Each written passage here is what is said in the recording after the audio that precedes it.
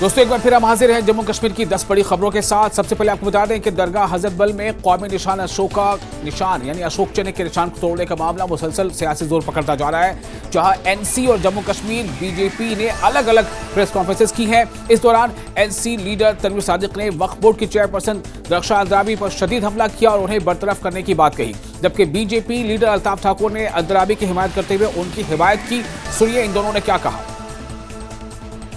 पहले तो मैं आप सबको एक क्लियर बात बताना चाहता हूं कि जो अशोक चक्र है वो एक नेशनल एम्बलम है और ये सिर्फ स्टोन और पेपर की बात नहीं है, ये इस मुल्क की यूनिटी इंटेग्रिटी का एक नमूना है और हर एक citizen regardless of his religion, regardless of his background इस चीज़ को रिस्पेक्ट करता है, उसमें कोई दो राय नहीं है। और हमारी जो पार्टी है वो फर्म है इसके कि जो हमारा अशोक चक्र, जो हमारा इस मुल्क का एम्बलम है, उसकी इज्जत बराबर करनी। लेकिन उसके साथ साथ एक बहुत इंपॉर्टेंट बात है कि अगर कोई भी उस एम्बलम को मिसयूज़ करेगा या उसको किसी वहाँ जगह लगाएगा जहाँ नहीं लगाना चाहिए, उसके खिलाफ एक्शन होनी चाहिए। इसके साथ एक बहुत अहम बात है कि जो कल दरगाह शरीफ आस्थान में हुआ, हम उसको कंडम करते हैं, क्योंकि वायलेंस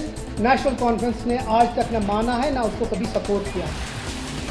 इसका तरीका बेहतर हो सकता था, बेहतर तरीके से उसको हैंडल किया जा सकता था, लेकिन नहीं किया गया क्योंकि इसमें रिलीजियस सेंटिमेंट जो हैं उसमें वो हर्ट हुए हैं। उसी के बरक्स कुछ ऐसी चीज़ें हुई जो नहीं होनी चाहिए, वो अफसोस है। लेकिन उसके बदले उनके ऊपर FIR और PSA की धमकी देना मुझे लगता है वो बहुत सरासर गलत है और हम उसको सरासर कंडेम करते हैं। सबसे इम्पोर्टेंट चीज़ जो मैं यहाँ बोलना चाहूँगा कि इस मुल्क में और इस रियासत में जब भी आपने देखा होगा कि यहाँ जब भी फाउंडेशन स्टोन्स लगे हैं, किसी भी चाहे वो इस मुल्क के टॉप लीडर हो या इस रियासत के टॉप लीडर हो, कभी भी उनने फाउंडेशन स्टोन पे नेशनल एम्बलम का यूज़ नहीं किया। तो क्या हमारी जो ये VC साहिबा है, क्या ये उन सब से ऊपर है? क्या ये उन सब से ऊपर है? क्या इस कॉन्स्टिट्यूशन से ऊपर है? तो मुझे लगता है कि या तो ये पुअर जजमेंट था और ये एक वायलेशन ऑफ लॉ है। तो इस पार्टी की और हम MLA का डिमांड है कि उसका इमीडिएट डिसमिसल होना चाहिए ऑफिस। जो अशोक चिन्ह है ये हमारे देश की निशानी है और इस निशानी को तोड़ने की किसी को इजाजत हम नहीं देंगे। भारतीय की पहचान है, भारत की पहचान है। हम जहां जाते हैं वहां ये चिन्ह हमारे साथ होता है। अगर हम हज पे भी जाए वहां पासपोर्ट पे देखिए ये चिन्ह बना होता है, आपके आधार कार्ड पे ये चिन्ह होता है, आप जो हज में जो कार्ड आप पहनते हैं गले में उसमें भी ये चिन्ह होता है। मुझे बताइए, अगर किसी को एतराज था इस चिन्ह पे, वो सीधे जाके चेयरमैन साहिबा या वक्फ बोर्ड पे जाके कहता कि हमें एतराज है, ये रिलीजियस तो काम है, यहाँ नहीं लगाना चाहिए। लेकिन जो रास्ता उन्होंने चुना, जिस तरह से उन्होंने बिहेव किया, ये उसामा बिन लादेन वाली लाइन है। ये वही लाइन है, ये बेसिकली भारत के चिन्ह को यहाँ आने नहीं देते हैं। एक पार्टी कहती है कि यहाँ तिरंगा उठाने के लिए हाथ नहीं रहेगा और वो आज हमें इस्लाम का दर्ज दे रही है, और दूसरी पार्टी आज इस राष्ट्रीय चिन्ह के पीछे पड़ी है और जिन्होंने वहां गुंडे भेजकर इस राष्ट्रीय चिन्ह की तोड़फोड़ की है। भारतीय जनता पार्टी इसको किसी भी सूरत में बर्दाश्त नहीं करेगी। जिस तरह से कल से मुख्तलिफ स्टेटमेंट इस पे आ रहे हैं, ये खाली मेरा चिन्ह नहीं, ये नेशनल कॉन्फ्रेंस का भी चिन्ह है, ये PDP का भी चिन्ह है, ये भारत के हर एक शहरी का चिन्ह है, जिसके जेब में है, जिसके पैसे में है, जिसके पासपोर्ट पे ये होता है।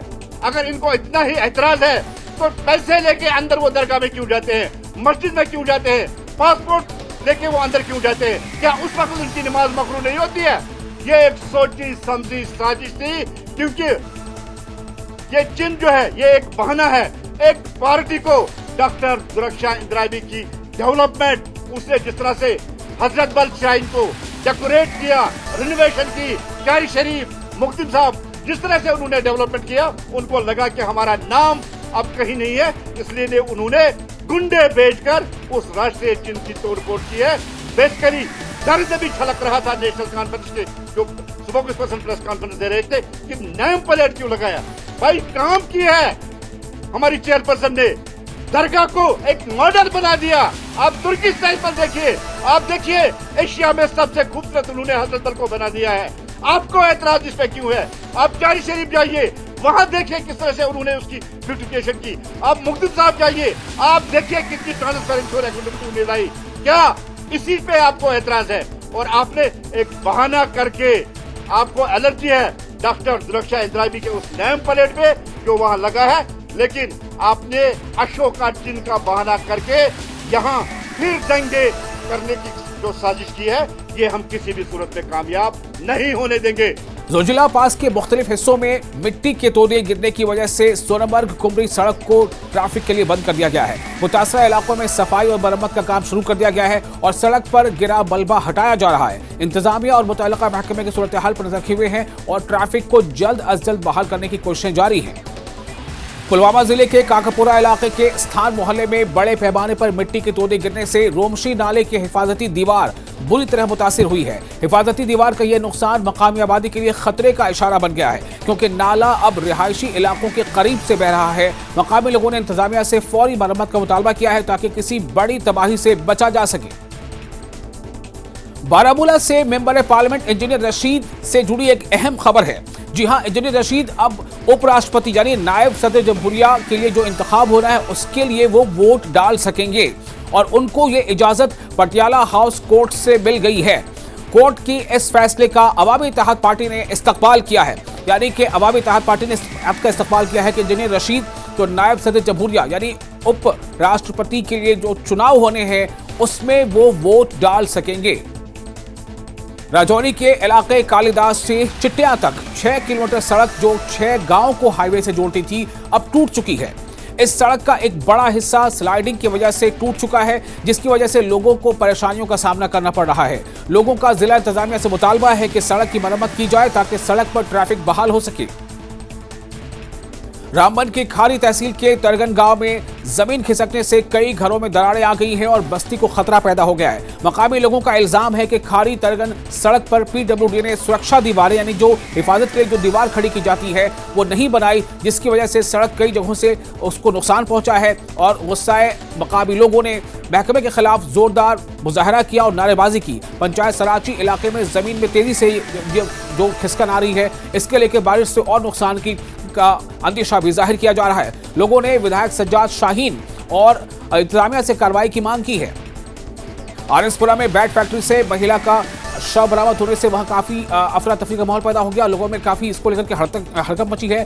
पहलूक खातून की पहचान बबली देवी के तौर पर हुई है और इस पहलूक खातून का जो शौहर है उसने कुछ दिन पहले ही गुमशुदगी की रिपोर्ट दर्ज कराई थी। बताया जा रहा है कि बल्ला का जो फैक्ट्री है जहां बल्ले बनाए जाते हैं वो फैक्ट्री बंद थी और जुमे को वहां कुछ लोग आए तो रोड के पास से काफी बदबू आ रही थी। पता चला कि वहां एक खातून का शव है।